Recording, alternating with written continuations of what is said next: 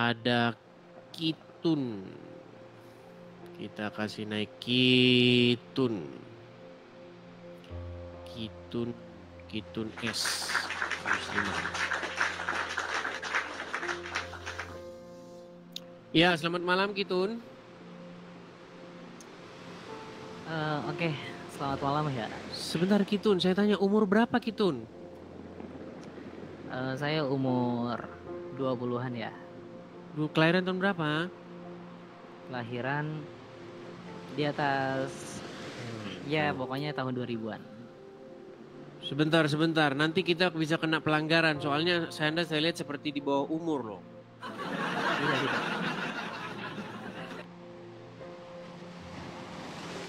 Benar, Anda tidak di bawah umur? Tidak. Oke, saya mau tanya dulu. Kitun, Anda ini seorang muslim?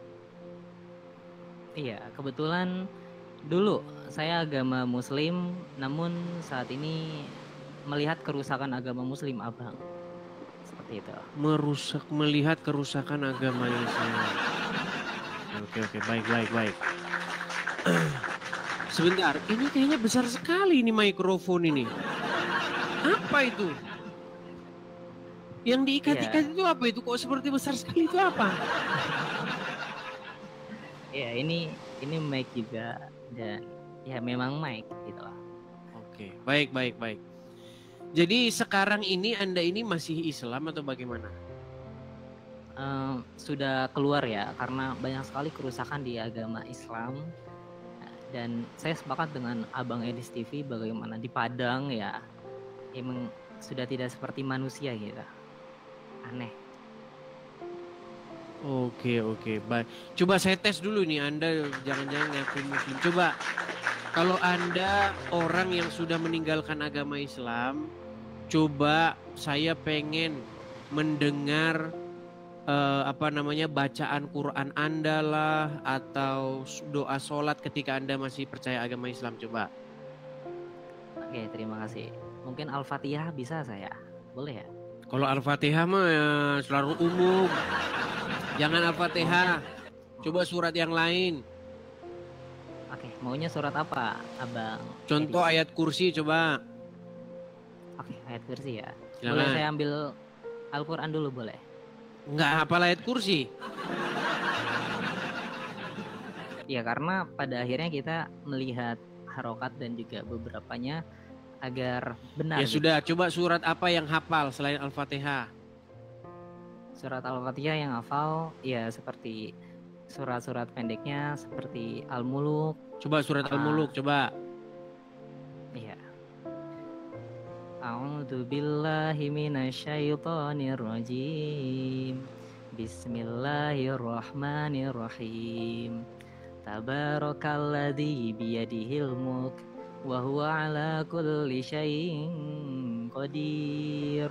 Alladzi khalaqal mauta wal hayata liyabluwakum ayyukum ahsanu amala wa huwal azizul ghafur. Sah ini muslim. Ya. Oke. Iya, coba apa yang membuat Anda akhirnya meninggalkan agama Islam gitu?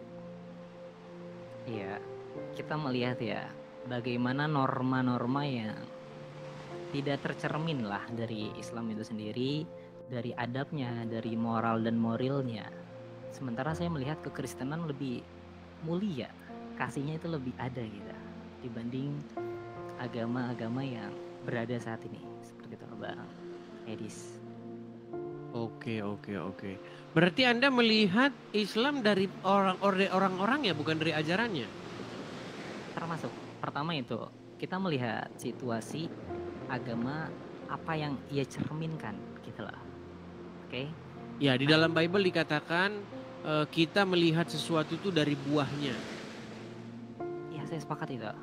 Saya meyakini Injil itu juga Bible. Nah, namun kita melihat ya kasus banyak sekali bagaimana para ulama, waduh, kalau saya sebutkan satu-satu merinding saya nanti malah ditangkap kan.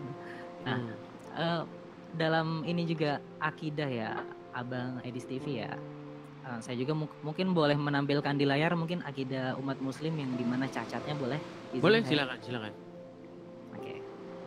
Nih, saya melihat di mana umat Muslim itu berpegang bukan kepada Nabi Muhammad justru. Ini juga buat bahan Abang Edis TV ya. Untuk bagaimana umat Muslim itu mereka tidak berpegang apa yang Nabi Muhammad katakan. Nah, di sini nih kita akan bongkar ya. Ini terdapat di hadisnya sendiri, yaitu umat Muslim mengatakan berpegang kepada dua perkara, yaitu Al-Quran dan Sunnah. Tapi tidak ada nomor hadisnya, Abang Edis. Tidak ada terdapat di Bukhari, di Muslim, An-Nasai, dan 6 kutubu sitah lainnya. Yang menjadikan ucapan berpegang kepada Al-Quran dan Sunnah ini bukanlah ucapan Nabi Muhammad. Yang mereka ikuti lantas siapa jika bukan Nabi Muhammad, kan gitu pertanyaannya. Gitu loh. Ini termasuk fundamental mereka. Seperti itu Abang Edis. Baik, boleh saya tanggapi? Silakan. Baik. Jadi sebenarnya begini ya, saya tidak tahu Anda sudah berapa lama mendalami agama Islam ya. Saya ini sudah mendalami agama Islam selama 13 tahun. Yang saya lihat, kenapa muncul hadis-hadis seperti itu? Karena mereka mendapati bahwa Quran itu tidak menjawab pertanyaan-pertanyaan mereka. Jadi mereka harus membuat buku lain untuk menjawab pertanyaan-pertanyaan yang tidak terjawab itu. Saya kasih contoh misalnya ya Bang ya. Apakah ada di dalam Al-Quran tentang misalnya, ini contoh-contoh sederhana. Boleh nggak bertato di dalam Al-Quran? Karena nggak ada hukumnya. Iya tepat. Boleh nggak misalnya di dalam di dalam Al-Quran bersunat atau tidak bersunat? Tidak ada dalam Al-Quran. Apakah dalam Al-Quran ada perintah bersunat? Nggak ada. Kita mau baca sampai 1000 kali pun tidak bakal ketemu tentang sunat itu.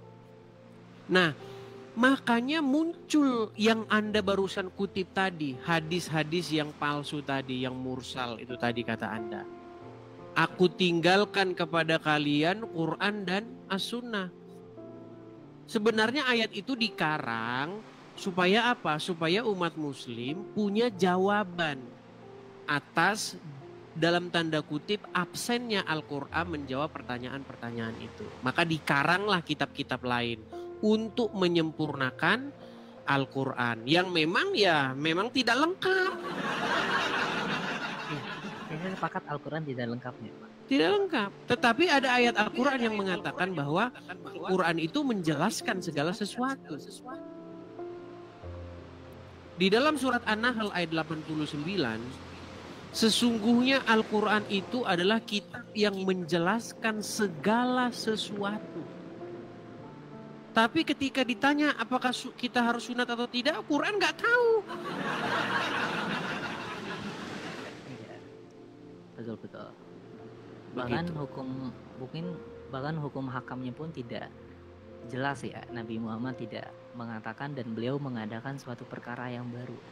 Iya. Seperti ilmu yang mungkin Abang Edis lebih mengetahui ya, soal ilmu mantik, sorof, balago kan Nabi Muhammad tidak pernah mengajarkan. Nggak ada. Itu semua karang-karangan para ulama begitu. Mereka harus membuat yang sedemikian rupa, yang sedemikian rumit untuk menghalangi orang Islam membuka Al-Quran. Makanya dikatakan kalau kamu tidak sesuai dengan pemahaman para ulama, kamu sesat. Itu adalah sebagaimana mereka akan membuat sebuah pengaruh begitu terhadap orang-orang awam sehingga mereka akhirnya dikontrol. Iya. Akhirnya mereka tidak punya keberanian untuk mendalami Al-Quran. Mereka tidak punya kapasitas untuk memahami Al-Quran. Yang punya kapasitas hanya ulama-ulama saja begitu. Iya, dan juga saya akan menampilkan satu layar lagi, boleh ya, Mbak? Silakan. Ini ada yang dikategorikan Nabi Muhammad justru yang mengatakan para ulama di akhir zaman. Jadi Nabi Muhammad yang sendiri yang memberikan sebuah justifikasi kepada mereka gitu lah. Ini terdapat di Al-Misikat Al-Masabi, hadisnya juga sahih nomor 276, di mana mengatakan Nabi Muhammad di akhir zaman Islam hanya tinggal namanya gitu. Iya, betul. Dan Al-Quran tulisannya saja, masjidnya megah, namun tidak ada hidayah di dalamnya. Nah, dilanjutkan oleh Nabi Muhammad di sini, para ulama, nah di atas ini nih, para ulama mereka orang yang paling Sejahat-jahatnya jahat makhluk. Ya. Tapi gini Bang, itu semua bertentangan dengan omongan Muhammad sendiri. Pokoknya setiap Muhammad ngomong sesuatu, nanti ada yang bertentangan dengan omongannya itu. Contoh nih, bahwa agama Islam nanti itu akan terasa asing, betul nggak? Bahwa agama Islam itu akan ditinggalkan, bahkan orang merasa aneh dengan sebutan agama Islam, betul? Iya. Artinya menurut prediksi Muhammad, agama Islam itu akan punah, akan musnah, betul? Iya, akan habis. Tapi nanti di sisi yang lain mengatakan Islam akan berjaya. Makanya satu sama lain akan cakar-cakaran.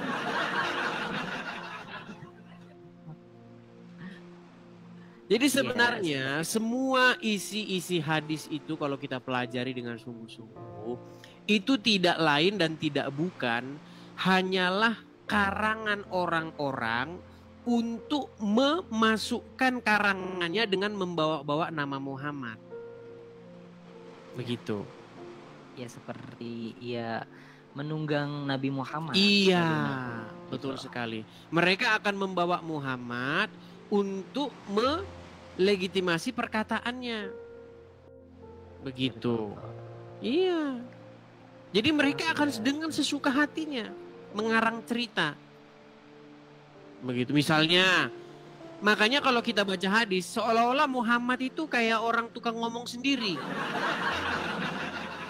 Buka hadis-hadis, Muhammad itu akan Anda dapati sebagai orang yang tukang ngigau. Tiba-tiba nggak ada angin, nggak ada petir, dia ngomong. Yeah. Contoh, salah satu yang membuat ini, contoh, masalah misalnya tentang apa? Yang umum yang orang Muslim ini, misalnya sholatlah kamu sebagaimana kamu melihat saya sholat gitu. Oke. Ya kan ada hadis itu. Coba dalam rangka apa Muhammad ngomong begitu? Siapa lawan bicaranya? Saya belum tahu sampai sana. Mungkin Muhammad lagi ngomong sama angin. Setiap kita lihat, kalau Muslim, mereka mengatakan mereka melakukan sebuah sortir terhadap hadis itu dengan metode perawi, sanad, ya kan? Kemudian itulah ilmu-ilmu hadis itu, ulumul hadis itu kan. Tapi kalau saya beda. Bagaimana cara saya menemukan sehadis itu palsu atau enggak? Cara saya gampang. Ketika Muhammad ngomong sendiri nggak ada angin, nggak ada petir, kadang-kadang dia ngomong sama tembok, itu udah pasti palsu. Nah, jadi tanpa indikasi terlebih dahulu ya. Iya. Tidak ada jalan ceritanya, tidak ada asbabul wurudnya. Tiba-tiba Muhammad ngomong sendiri. Jadi inilah yang menjadi indikator ya, para umatnya tidak sadar mereka telah menjadi bumerang bahkan untuk umat Islam itu sendiri. Saya mau nanya, izin bertanya sama Abang Edi. Silakan. Tapi saya ingin bertanya satu hal ya. Menurut Abang Edis itu, saya masih ingin memahami, mendalami agama kekristenan. Bagaimana sih cara kita mengenal Tuhan itu sendiri, mungkin dengan perspektif Abang Edis? Ya, dengan memahami firman-firmannya, dengan memahami apa yang diajarkannya, begitu. Makanya saya sarankan uninstall Quran, install Bible. Gitu. Jadi bagaimana kita memahami atau ingin mengenal Tuhan, pelajarilah Bible. Baca, ya kan, dari A sampai Z begitu. Saya sudah lakukan itu, Pak. Saya sudah lakukan membaca Al-Quran dan membaca Bible. Saya nggak mau katanya. Setelah saya pelajari, memang kesimpulan saya itu.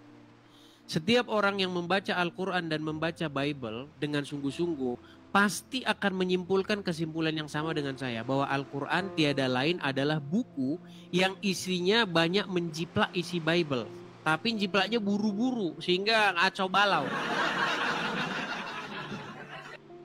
Iya, saya juga melihat ya, ketika baca Bible sendiri itu dikisahkan Nabi Adam, namun di dalam Al-Quran itu sangat sedikit kisah dari Nabi Adam berbanding Bible sangat detail. Ya. Ya. Tapi sekalipun demikian, Bible tidak pernah mengklaim bahwa buku ini sangat detail, menjelaskan segala sesuatu. Gak pernah Bible mengklaim buku seperti itu. Tapi Quran, buku yang hanya seperti itu. Buku ini menjelaskan segala sesuatu. Tapi ditanya, kenapa orang sunat? Quran tidak tahu.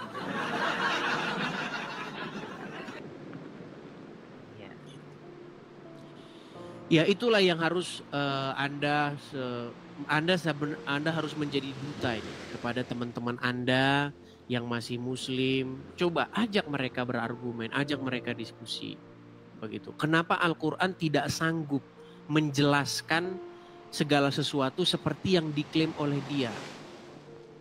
Karena yang dikatakan menjelaskan segala sesuatu Quran, bukan Muhammad. Iya, tepat. Bahkan Muhammad pun dia harusnya berguru kepada Quran. Begitu. Dan banyak sekali yang berguru kepada ulama, ia tidak berguru kepada Qurannya itu sendiri. Iya. Gini loh maksud saya, mereka mengatakan Nabi Muhammad tidak bisa baca tulis ya. Itu kan tuduhan ya. Sementara di dalam Al-Quran banyak ayat yang mengatakan Nabi Muhammad membaca. Iya. Jadi mereka lebih mendengar kepada para ulama atau kepada Al-Quran itu sendiri. Kan dilema jadinya. Memang begini, memang begitu dalam ajaran agama Islam. Mau versi Muhammad buta huruf ada. Mau versi Muhammad bisa membaca ada. Mau versi Muhammad hidupnya yang sedih-sedih, ya kan? Hidupnya yang sederhana ada. Mau Muhammad yang versi kaya ada. Ada. Mau Muhammad versi hidup susah, makan sampai ngutang ada. Mau Muhammad versi kaya mendapatkan banyak emas dan perak? Ada. Makanya saya bilang makin dipelajarin agama Islam, makin ingin orang akan mencampakkannya. Begitu. Iya, bahkan dari beberapa narasi hadis ya mengatakan Aisyah sendiri yang meracuni Nabi Muhammad. Iya. Wow, itu sebuah Kalau abang tanya sama orang-orang Syiah itu sangat membenci Aisyah dan Hafsah dan bapaknya. Jangan lihat Aisyah dan Hafsahnya, karena mereka itu kan hanya 2 orang perempuan. Ya. Tetapi lihat siapa di balik dia, di balik mereka itu ada siapa? Ada tokoh-tokoh yang besar. Makanya ada ayat dalam Al-Quran itu, jika kamu berdua bahu-membahu menyusahkan Nabi, maka ketahuilah Allah adalah pelindungnya dan juga para malaikat dan juga Jibril dan juga orang-orang mukmin. Coba tuh. Ya. Sepakat saya akan hal itu ya. Iya. Namun saya mau bertanya satu hal lagi boleh ya, Abang Edis? Apa itu? Bagaimana konsep daripada umat Kristen itu soal penebusan dosa Yesus Kristus menurut ya, jadi konsep sederhananya gini Bang, hukum kita itu kan ada hukum Taurat. Hukum Taurat itu berisi tuntutan terhadap seseorang, bagaimana seseorang itu hidup. Contoh ya, tuntutan 10 tuntutan hukum Taurat. Jangan berzina, jangan mencuri, jangan bersaksi dusta. Itu kita ambil aja 3, gak usah banyak-banyak. 1 aja lah, jangan mengucapkan saksi dusta. Atau jangan mencuri aja lah, jangan mencuri. Coba, ada gak orang yang sanggup melakukan ini seumur hidupnya? Sudah bisa ya, sulit mungkin. Sulit. Dari mulai yang kecil-kecil saja Bang, kita sudah mencuri. Dari zaman kecil udah maling mangga. Udah besar kita pun secara nggak sadar mencuri hak-haknya orang. Iya. Iya. Contoh, saya kasih contoh saja ya, saya kasih contoh. Gas di Indonesia, gas tabung yang kecil itu diperuntukkan bagi siapa? Untuk miskin. Iya. Rakyat miskin. Coba, ada nggak orang kaya yang beli itu? Ya, nggak ada harusnya. Banyak ya, banyak. Banyak. Harusnya kan nggak ada. Betul, betul. Coba, kita secara nggak sadar sebenarnya sudah mencuri.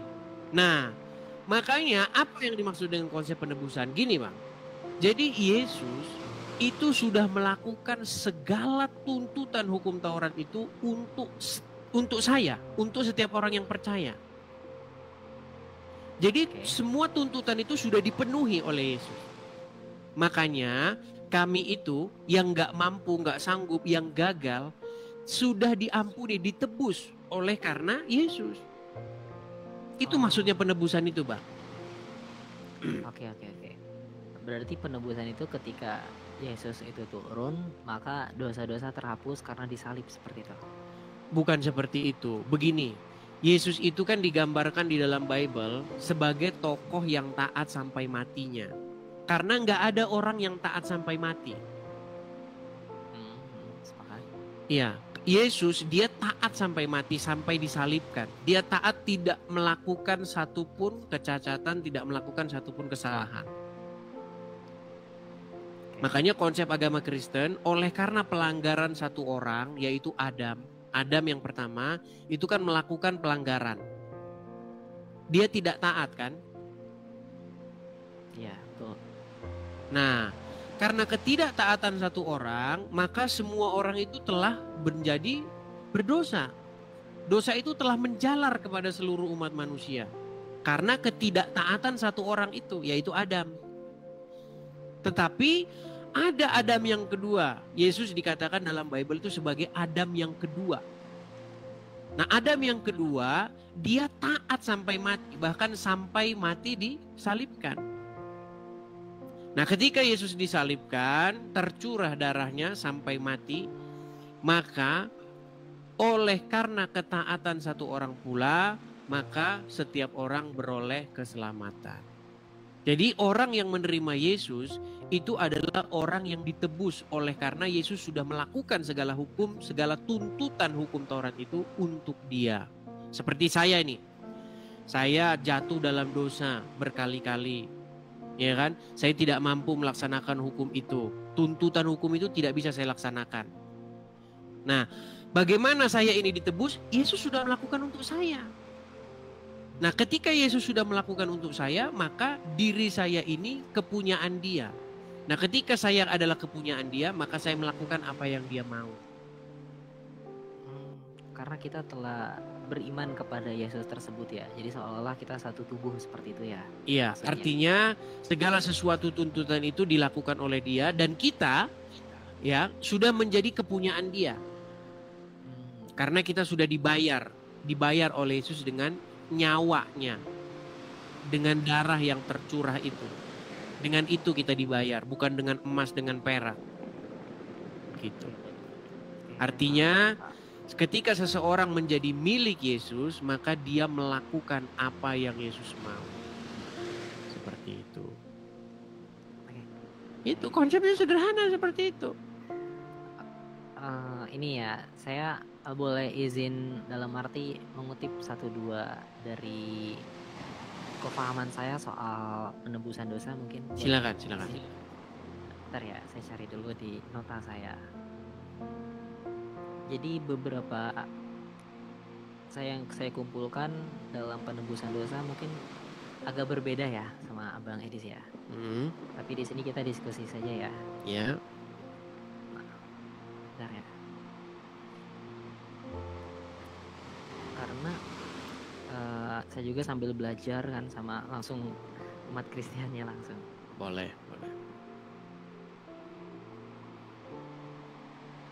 Nah ini terdapat di Markus 2, 1-12 ya. Boleh, silakan. di sini kan mengatakan ya di Markus 2 sampai 12, Mm-mm. Yesus itu masih hidup dan dia mengampuni orang yang, dalam arti orang yang masih hidup Dibaca berarti saja Yesusnya boleh. bukan. Dibaca saja Oke, saya biar bacakan ya. Hmm. Iya. Beberapa hari kemudian ketika Yesus kembali ke Kapernaum, terdengar kabar bahwa dia berada di rumah. Banyak orang dikumpulkan sampai tidak ada tempat lagi, bahkan di dekat pintu sekalipun. Dan dia memberitakan firman kepada mereka. Lalu mereka datang kepada Yesus dengan membawa seorang lumpuh yang diusung oleh 4 orang. Ketika mereka tidak dapat membawa orang itu ke dekat Yesus karena banyaknya orang, mereka membongkar atap tepat di atas Yesus. Setelah membongkarnya, mereka menurunkan kasur tempat orang lumpuh itu terbaring.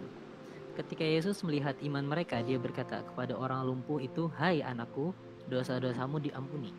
Oke.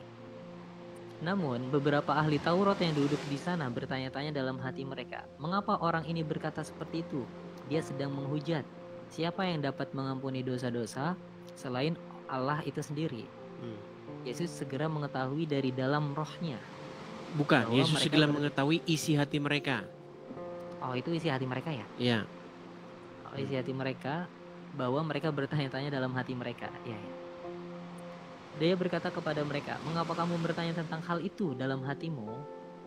Mana lebih mudah mengatakan kepada orang lumpuh itu, dosa-dosamu diampuni, atau mengatakan bangun, angkat kasurmu dan berjalanlah? Akan tetapi, supaya kamu tahu bahwa Anak Manusia memiliki kuasa di bumi untuk mengampuni dosa." Oke. Dia berkata kepada orang lumpuh itu, "Aku berkata kepadamu, bangun, angkat kasurmu, dan pulanglah ke rumahmu." Orang lumpuh itu segera berdiri, mengambil kasurnya, dan pergi keluar melewati semua orang.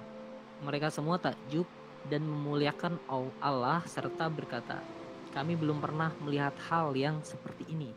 Markus 2, 1-12. Oke. Oke, Lalu, di sini pertanyaan berarti berarti di sini sebetulnya Yesus tidak perlu menumpahkan darah ya.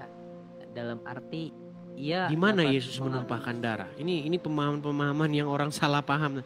Di mana ada Yesus menumpahkan darah? Ya, sebentar. Maksud saya di sini berarti ketika hidup Yesus hidup, ia dapat mengampuni dosa, betul? Ya.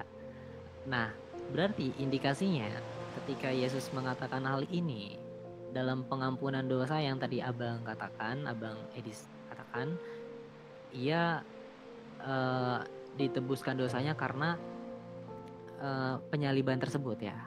Jadi dosanya siapa yang ditebus? Dosa seluruh manusia, umat Kristen. Enggak, kata siapa? Dosa Islam tetap aja ada di situ. Dosa umat Kristen maksudnya? Enggak, bukan dosa umat Kristen. Setiap orang yang menerima Yesus, maka dia itu tidak diperhitungkan lagi dosa dan pelanggarannya. Oh, jadi sudah diberikan keselamatan ya? Iya. Peristiwa yang Anda kutip di dalam Markus tadi itu tidak berkaitan dengan apa yang barusan kita bahas. Oke. Begitu. Di mana ada Yesus menumpahkan darah? Ini paham-paham yang disalahpahami oleh orang terhadap kekristenan. Di mana ada Tuhan menumbalkan anaknya, di mana? Gak ada itu dalam ajaran Kristen tuh, gak ada. Di mana? Makanya saya heran begitu. Kadang-kadang orang bisa berpikir seperti itu karena penjelasan orang-orang Kristen yang dalam tanda kutip goblok. Gak ada Tuhan numbalin, gak ada. Yesus itu di dalam Bible, baca dari A sampai Z, dari Matius sampai Yohanes, dia itu memberitakan kebenaran. Tetapi orang-orang Yahudi itu tidak menerima dia. Maksudnya orang-orang ahli-ahli Tauratnya, pemuka-pemuka agama Yahudi tidak menerima dia. Sehingga Yesus diserahkan kepada pemerintahan pada saat itu untuk disalibkan. Yang menyalibkan Yesus apa? Apakah Bapa di surga? Tidak. Yang menyalibkan Yesus itu adalah orang-orang yang tidak percaya kepada dia. Tetapi Yesus di situ tidak melakukan dosa begitu loh. Dalam pengertian dia tidak melakukan hal-hal yang melanggar hukum Taurat itu.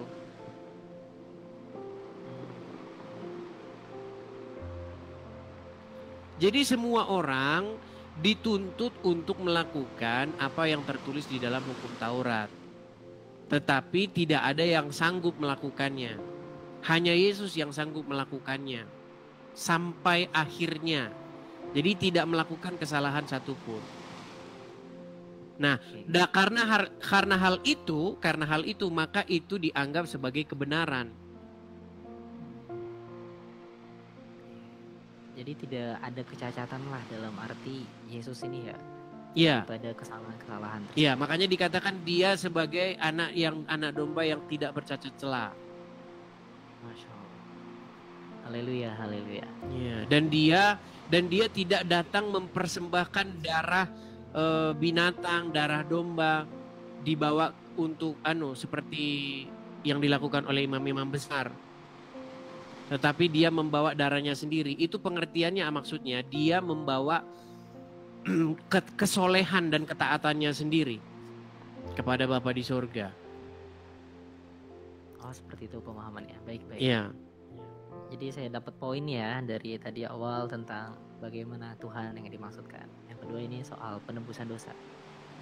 Iya, masalahnya begini. Sebenarnya masalahnya bukan ini. Masalahnya banyak orang belum buka Bible tapi ingin tanyanya terlalu jauh. Iya, takut. Iya. Jadi percuma gitu loh. Lebih bagus buka dulu Bible. Kemudian kalau didapati ada pertanyaan-pertanyaan yang baru tidak dimengerti, nah itu baru lebih enak. Sebenarnya udah jelas kok dalam Bible itu. Banyak orang itu nggak mau baca. Iya. Jangankan Anda, yang Kristen banyak nggak mau baca. Ya karena saya lihat sendiri ya itu 2 sampai 3 kali lipat kayaknya Al-Qur'an itu lebih tebal deh.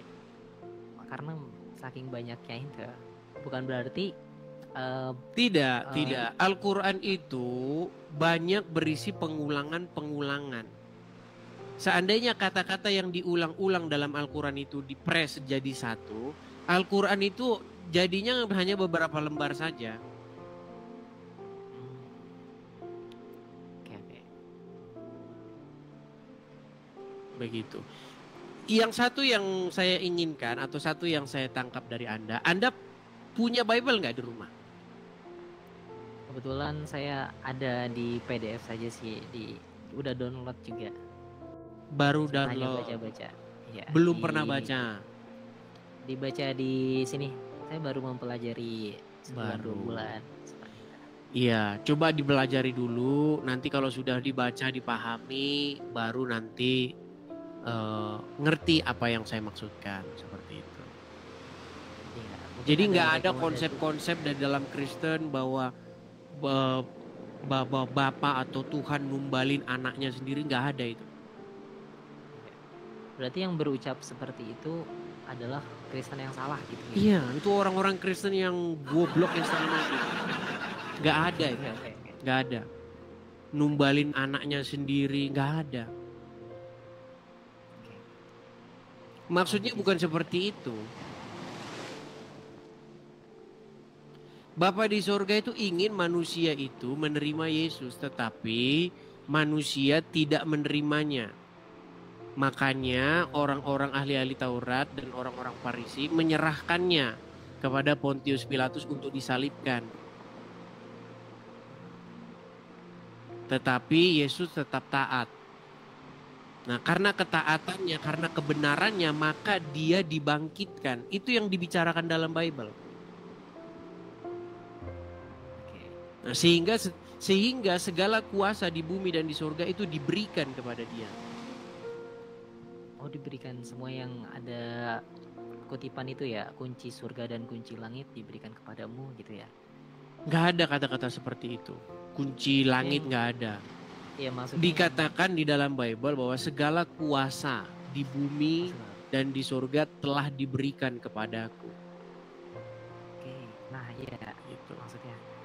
Nah, saya boleh bertanya satu hal lagi mungkin soal ini agak menyerang tapi tidak apa-apa ya, izin. Boleh, silakan. Iya, bertanya tentang bagaimana menurut Mas Abang Edis tentang Paulus itu, apakah beliau adalah utusannya diutus atau dilantik oleh Yesus atau Sang Mesias tersebut? Ya jelas di dalam Bible, di dalam kisah para rasul bagaimana perjumpaan Yesus dengan Paulus, perjumpaan Paulus dengan Yesus jelas. Oke, jadi Paulus ini bertemu dengan Yesus ya menurut Abang Edis ya? Bukan menurut saya, itu yang tertulis di dalam kisah para rasul. Bagaimana Paulus ketika dalam perjalanannya ke Damsik, dia ingin membinasakan atau dia ingin melakukan persekusi terhadap orang-orang yang percaya kepada Yesus. Tetapi dalam perjalanannya ke Damsik, Yesus sendiri yang menjumpai Paulus. Kemudian memilih dia menjadi alatnya untuk memberitakan namanya.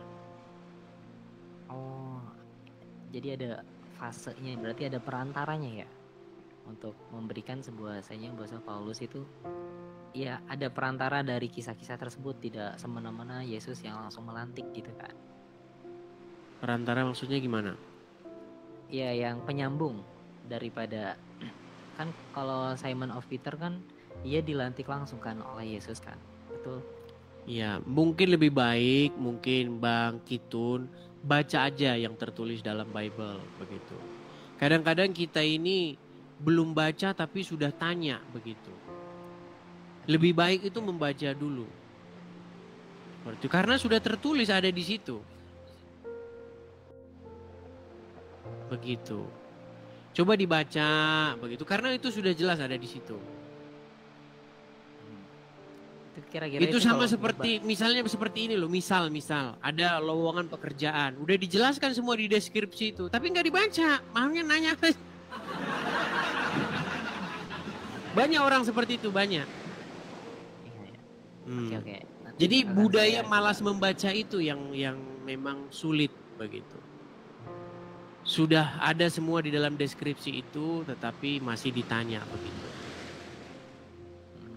Bukan ini Bang, karena semua sudah tertulis di situ. Jadi pertanyaan-pertanyaan itu ada semua di dalam buku itu. Kalau tidak dibaca dulu ya persoalan ada jawabannya gitu ya. Bukan, itu pertanyaan-pertanyaan yang sebenarnya sudah jelas ada di situ. Itu. Nanti kalau saya jelaskan pun nanti nggak nyambung juga. Baca aja di situ. Makanya ketika saya jelaskan tadi Anda mengatakan perantara-perantara maksudnya gimana? Perantara-perantara gimana maksudnya? Iya. Ya seperti dalam arti kan kalau di agama Islam Nabi Muhammad itu melantik seorang utusan itu Ali bin Abi Thalib. Namun yang merebut kekuasaan yaitu Umar bin Khattab. Dan di mana dilantiknya? Itu di Ghadir Khum. Di Ghadir Khum setelah Haji Wada Nabi Muhammad terakhir yang berada di kota Mekah dan di Madinah di antara itu, dan Nabi Muhammad berhenti. Dan ini terjadi pada 4 bulan sebelum kewafatan Nabi Muhammad. Seperti itu. Ya, jadi gimana ya saya bilangnya ya. Pertama-tama kita ini jangan bermunafik dulu. Kalau Anda mengatakan Anda tidak percaya Muhammad, sekarang Anda percaya Muhammad, ini yang susah, Bang. Makanya saya itu pengen mengeluarkan orang dulu dari ikatan dia terhadap Muhammad. Kalau ikatan Anda terhadap Muhammad itu belum lepas, saya cuma pesan saja, Anda tidak mungkin akan menjadi orang yang waras.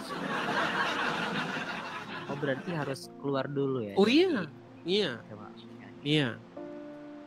Jadi sebuah kesia-siaan, sebuah kepercumaan ketika saya menjelaskan kepada Anda tentang kekristenan dan lain sebagainya ketika Anda masih percaya sama Muhammad. Begitu. Karena apa yang diajarkan Muhammad dengan apa yang diajarkan Yesus itu bertolak belakang. Muhammad itu memberitakan Tuhan lain. Bukan Tuhan dalam Bible.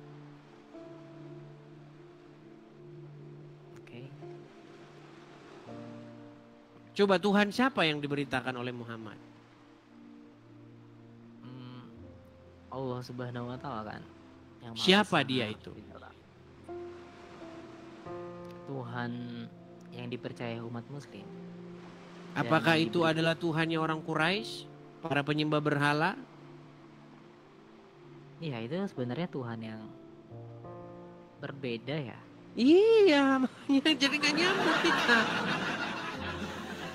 Makanya ketika kita ngomong Tuhan, Anda lagi bahas Tuhan yang lain, bukan Tuhan yang saya bahas. Makanya gak pernah nyambung. Itu dulu sebenarnya. Kalau Anda masih membicarakan Tuhan yang diberitakan Muhammad, ya kita nggak akan pernah ketemu. Muhammad itu memberitakan Tuhan dari bangsanya sendiri. Tuhannya orang-orang Quraisy, para penyembah berhala. Begitu. Makanya isinya itu ya suka-sukanya Muhammad.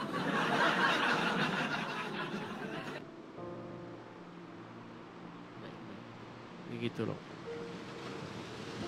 Saya tahu Anda ini Syiah, Anda ini, ya kan? Bukan. Kami meyakini bahwasanya Syiah pun sudah tersesat mereka. Sama Sunni pun telah tersesat. Boleh saya mungkin izin mengenalkan diri ya dari tadi? Boleh, silakan. Iya. Jadi kami di sini ya, saya sendiri agama yang sudah berlepas dari apa yang kami meyakini itu Islam ya. Kami meyakini bahwasanya juru selamat atau penyelamat di akhir zaman itu telah muncul. Kalau di dalam kekristenan itu Yesus yang kedua yang akan menghakimkan, jadi menghakim yang adil.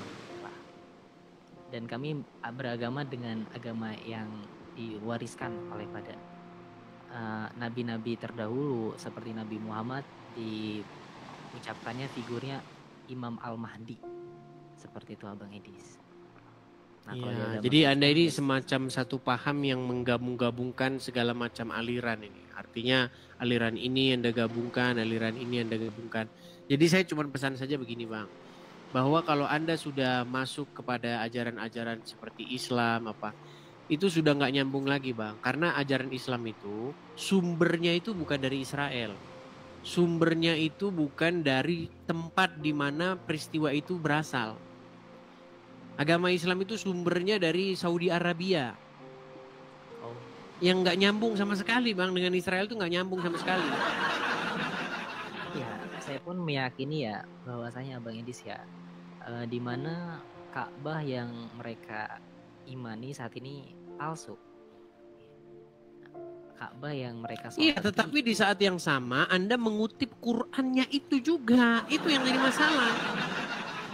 Coba apakah Anda mengimani Quran? Kami mengimani. Nah, berarti apa yang diceritakan dalam Quran? Coba Bang, siapa Tuhan di dalam Al-Quran? Ya, di dalam Al-Quran itu Tuhannya satu ya, yaitu Allah Subhanahu wa Ta'ala. Nah, Allah itu siapa? Iya, Allah itu adalah Tuhannya Nabi Muhammad, Tuhannya umat muslim. Yang itu saja. Bukan. Sebelum Muhammad lahir, Allah itu dipuja, disembah oleh siapa? Oleh orang Quraisy. Iya, para penyembah berhala itu. Itulah Tuhan yang dipromosikan Muhammad. Oke. Gini. Di dunia ini ada banyak bangsa-bangsa, betul? Ya, tepat. Ada banyak suku bangsa, ada banyak bahasa, betul nggak? Iya. Coba, sebelum Muhammad lahir, siapa yang nyembah Allah? Bangsa Quraisy. Nah, ada nggak orang Indonesia nyembah Allah? Nggak tahu kalau itu. Jangan bilang nggak tahu, Bang. Karena mereka kan hanya. Kalau Anda bilang nggak tahu, berarti Anda nggak bisa melangkah maju lagi ke depan. Coba, kita orang Indonesia. Orang Indonesia ini terdiri dari banyak suku. Dan ada banyak bahasanya. Coba, ada nggak satu aja suku bangsa yang punya kosakata Allah di dalam kamus perbendaharaannya? Sepertinya tidak ada ya. Tidak ada. itu menjadi satu bukti bahwa tidak ada yang menyembah Allah di Indonesia. Waktu Muhammad belum lahir, tidak ada Allah disembah di Indonesia. Bahkan disebut pun tidak ada. Karena kosakatanya pun nggak ada. Setuju nggak? Oke. Nah, Setuju. coba sekarang kita pergi ke Jepang. Ada nggak di Jepang yang menyebut nama Allah sebelum Muhammad lahir? Atau waktu Muhammad masih kecil? Tidak ada juga sepertinya ya. Nggak ada. Coba Lalu Allah itu Tuhan-Tuhan hanya yang disebut di mana? di Arab pada saat Iya, Muhammad ini. di lingkup keluarga, klannya, sukunya Muhammad. Jadi Tuhan yang itu yang sedang dipromosikan sama Muhammad. Tuhannya orang-orang Quraisy itu. Itu tidak pernah disebut oleh orang Israel, tidak pernah disebut oleh Musa, tidak pernah disebut oleh Yesus, nggak pernah. Begitu loh. Makanya ketika Anda punya paham bahwa itulah yang disebut nabi-nabi terdahulu. Seperti Anda kutip tadi kan, nabi-nabi terdahulu ini itu, ya kan? Itu sudah paham yang salah. Bagaimana mau katakan dia Tuhan yang disembah oleh terdahulu disebut saja tidak pernah. Coba kalau misalnya saya katakan bahwa nama Tuhan itu Tungkriung gimana? Iya. Ya cukup aneh lah kalau Tuhan itu Tungkriung. Iya. Nah, Muhammad mengklaim bahwa Tuhan itu Allah. Padahal tidak ada nabi-nabi terdahulu yang menyebut Allah. Begitu, Pak.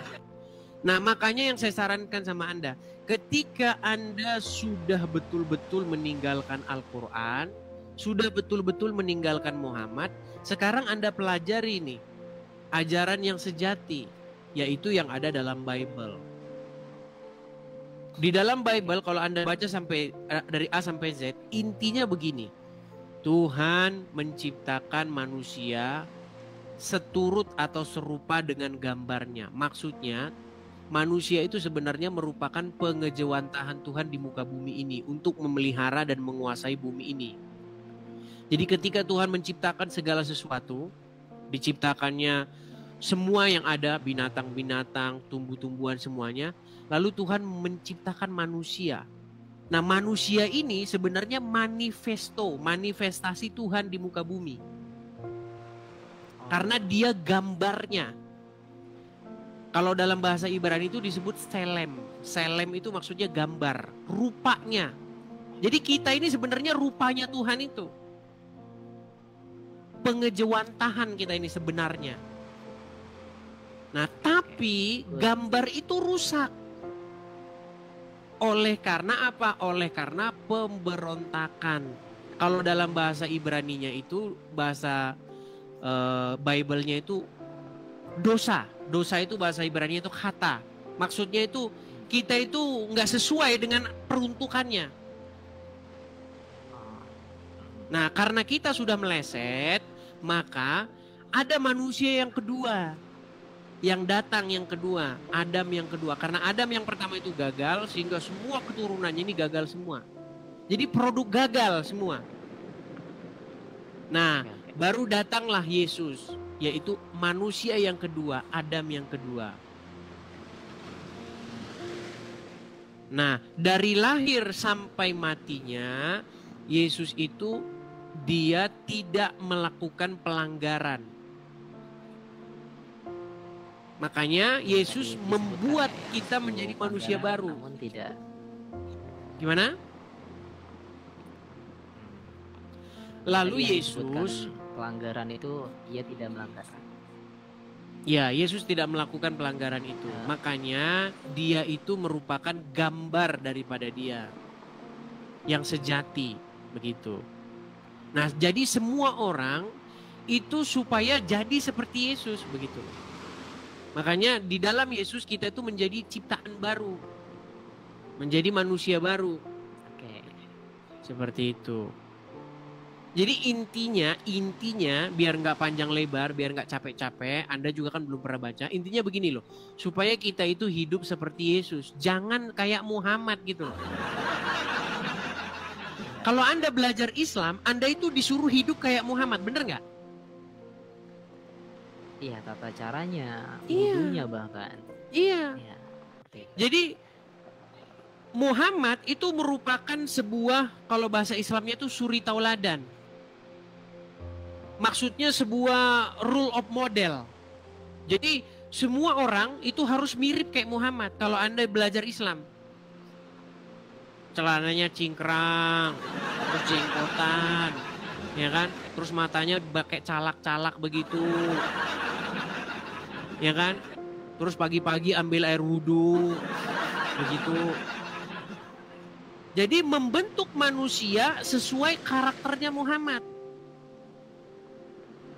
Nah, di dalam Kristen itu sama. Supaya membentuk manusia sesuai dengan karakternya Yesus. Supaya dipulangin lagi nih manusia yang tadinya merupakan gambarnya Tuhan, dipulangin lagi. Contohnya apa? Contohnya kayak Yesus. Orang harus hidup taat sampai mati dengan tidak melakukan kesalahan. Begitu. Berarti kalau kita melihat ya, Yesus atau agama kekristenan ya, itu cukup baik ya kalau dikaji dengan benar dengan orang yang tepat gitu. Jadi saya juga dapat gambaran dari Abang Idris TV ini, ya memang Yesus adalah sosok sempurna dan kita harus tidak melakukan hal-hal seperti itu. Iya. Yang dilanggar oleh Tuhan sendiri. Iya, jadi harus melakukan persis seperti yang dilakukan oleh Yesus. Tapi apakah manusia sanggup? Kan gak sanggup. Nah, ketika tidak sanggup, Yesus sudah melakukan untuk kita. Makanya keadilan di dalam Bible itu karena satu ketidaktaatan, karena satu pelanggaran, maka semua orang telah berbuat dosa. Dan oleh karena juga satu kebenaran, karena satu ketaatan, maka semua orang beroleh pengampunan. Semua orang yang mana? Semua orang yang menerima Yesus. Makanya Yesus itu sebagai juru selamatnya. Makanya ketika saya menerima Yesus sebagai juru selamat saya, artinya saya udah punya nih. Sudah punya seseorang yang melakukan untuk saya.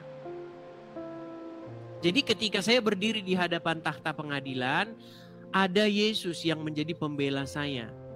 Yang sudah melakukan segala sesuatu untuk saya. Nah tetapi, ini banyak yang salah pahami oleh orang Islam. Kalau begitu ya suka-suka kita dong bebas berbuat dosa. Kalau udah ditebus dosanya ya berarti berbuat dosa aja.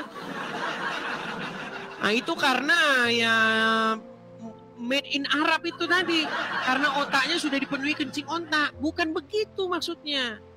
Seseorang yang sudah menjadi milik Yesus, dia melakukan apa yang Yesus mau. Oke, ya siap. Orang udah dibayar nih, udah ditebus sama Yesus. Berarti kepunyaan siapa dia? Contoh, saya kasih contoh. Ada, taruhlah misalnya kucing.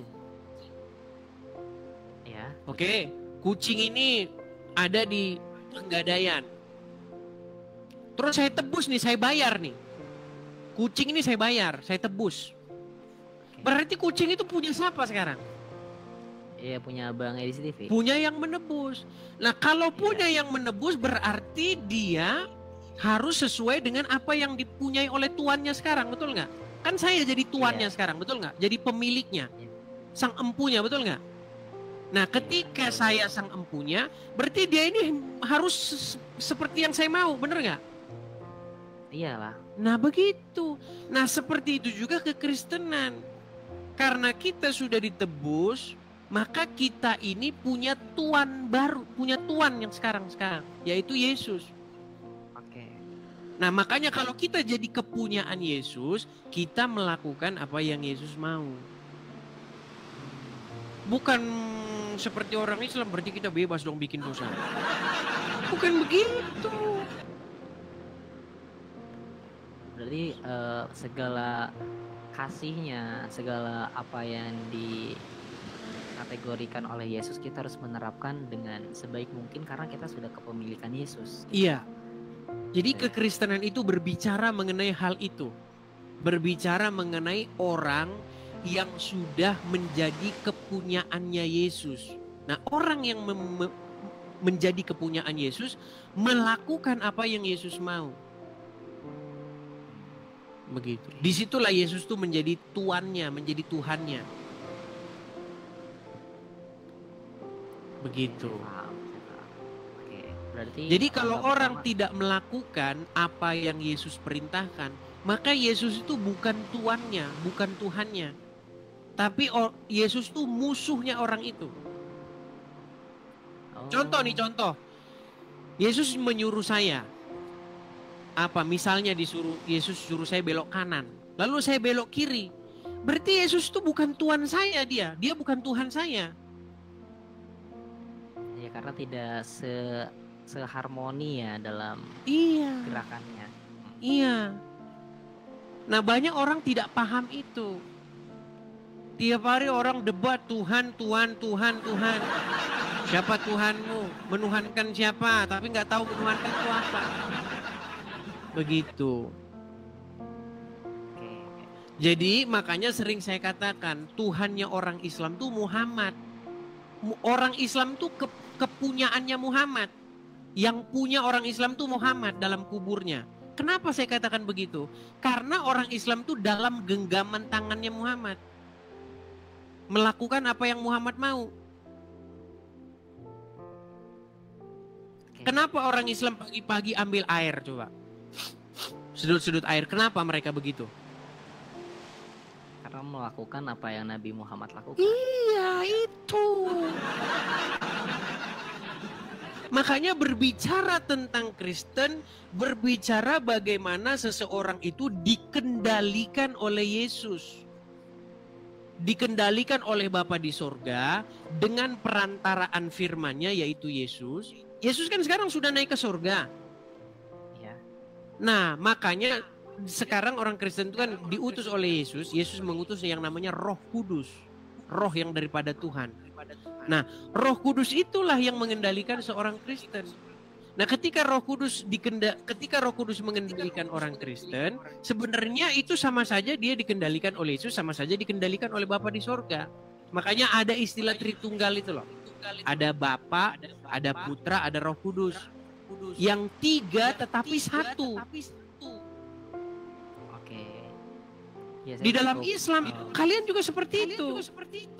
Islam itu membuat dirinya takluk sama Allah dengan perantaraan Muhammad. Ya benar-benar. Makanya orang yang dikendalikan Muhammad di detik yang sama dikendalikan oleh Allah. Tapi makanya Islam mempertuhan itu maksud mempertuhan itu. Tapi kan ini ya agama Islam itu mereka tidak menyadari akan hal tersebut. Betul. Jangankan orangnya Islam, Kristen juga banyak tidak menyadari itu.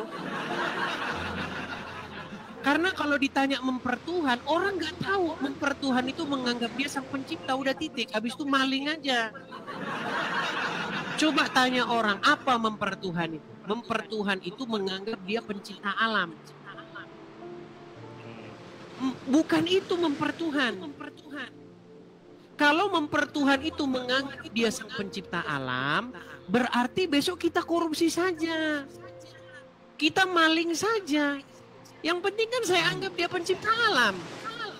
Udah kan? Hanya itu mempertuhan kan? Coba apa mempertuhan yang dipahami oleh orang-orang? Iya, mereka hanya menganggap Tuhan sebagai figur yang menciptakan alam semesta Tuhan. Kan? Iya. Namun tidak kalau goalnya, kalau tujuannya adalah menganggap dia sang pencipta alam, berarti kan hanya itu tujuannya. Ya udah, saya anggap dia sang pencipta alam, udah beres. Habis itu kita ayo main judi. Yang penting kan saya anggap dia pencipta alam. Makanya orang tidak tahu mempertuhan itu apa. Kebanyakan orang nggak tahu mempertuhan itu apa. Mempertuhan itu bukan menganggap si Udin, si Anu menciptakan alam semesta. Bukan itu. Mempertuhan itu adalah sebuah perbuatan menjadikan sesuatu yang kepadanya kita menaklukkan diri. Ya, yang tadi dianalogikan seperti kucing tadi ya. Kita Iya. mengikuti si Membuat pemilik diri kita jadi kepunyaannya dia. Iya. Tuhan Bagaimana itu lawan katanya hamba. Tuhan atau Tuhan itu kata yang sama itu. Cuman di Indonesia udah jadi kata yang berbeda. Padahal dalam bahasa aslinya itu kata yang sama. Dalam bahasa Yunani, kurios itu ya Tuhan ya Tuhan, sama itu. Dalam bahasa Arab juga begitu. Rob itu ya Tuhan ya Tuhan, sama. Artinya sang empunya atau sang pengendali. Begitu. Nah, makanya kekristenan itu berbicara supaya kita itu menjadikan Yesus itu sebagai Tuhan, sebagai Tuhan. Sama itu, kata yang sama. Bahasa Inggrisnya Lord. Sang empunya. Gitu. Ternyata kalau dilihat dari definisi ya, dan sudah dipaparkan tadi, lebih masuk akalan Kristen gitu dibanding Islam yang sangat amat jauh dari cara penalaran, tidak bisa dijabarkan bahkan. Kita hanya manut gitu loh, tidak melihat, membaca dan mendengarkan dengan cara yang benar. Hanya percaya ya udah gitu. Jadi kesalahan mereka ketika mempercayai dia Tuhan, lalu ya umatnya melakukan korupsi atau bagaimana, tapi masih menganggapkan Tuhan. Lantas iya, gimana karena di dalam otak mereka mempertuhan itu menganggap dia sang pencipta. Habis itu sudah. Iya. Gitu loh. Jadi dengan itu ya ternyata emang umat Kristen lebih loyal dan lebih baik karena mereka tahu apa itu esensi Tuhan dan bagaimana cara memperlakukan dibanding agama Islam itu sendiri. Ya, yang dipahami banyak orang seperti itu, Bang. Makanya orang nggak paham. Gitu loh. Oke, seperti itu ya, Bang ya. Kita berikan kesempatan kepada yang lain ya. Ya, terima kasih ya. Sama-sama, Bang Kiten. Kenal ya. Oke, saya turunkan ya. Salam.